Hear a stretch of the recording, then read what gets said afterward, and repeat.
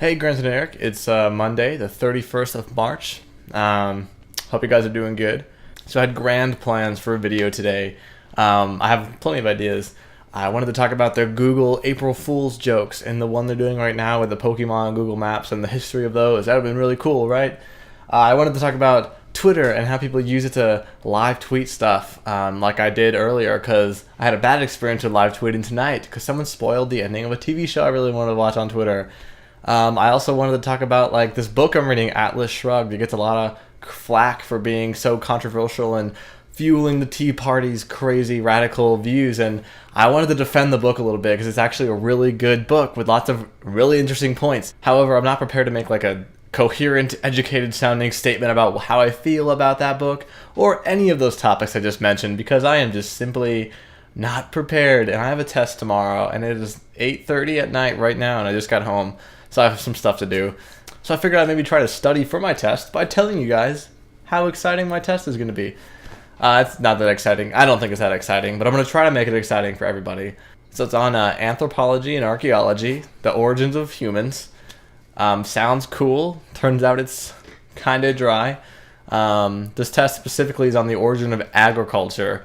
The idea is that agriculture is so much more work, so much less nutrition. You don't have a variety of food. It's just like it's kind of a really sucky way of life compared to hunter-gatherers who get like all this variety of food during the seasonal changes, and they only have to work an average of 4 hours a week, and their civilizations of all agriculturists work like 40 plus hours a week. It's crazy. Like if we knew this now before we switched to agriculture, we probably would still be hunter-gatherers, which brings about that question: why did they switch to agriculture and not stick with a better lifestyle, or the better lifestyle? We don't really know.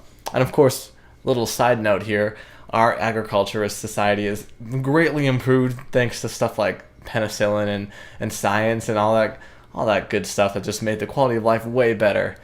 Anyway, so the idea between archaeologists is that maybe they didn't choose to do that because that would kind of be a dumb choice. Maybe it was just an accident that kind of happened. Or maybe the plants domesticated us. All these theories are kind of the main theory that is the accepted theory, I guess, that I'm being tested on. So I'm going to try to sum it up for you guys.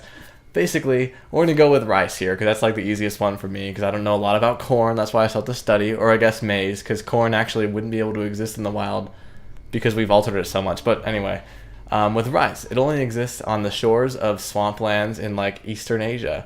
However, now it's one of the most prominent crops in all of Asia, and it feeds most of the population of the world. It's huge. That's thanks to domestication and the utilization of rice for humans. If we didn't do that to rice, if we didn't decide that it would feed a bunch of people, rice would probably maybe even be extinct by now. This was like 6,000 years ago when it was domesticated. And the idea is maybe rice benefit greatly from this domestication of itself because now it's a huge, awesome crop.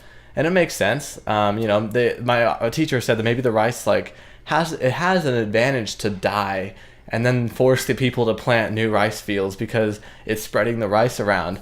My question is, how does the rice know this? Because I don't think the rice really can process, oh wait, if I die, they'll plant me other places. So I'm still kind of in the gray area on that. However, the domestication does kind of seem like it could be an accident.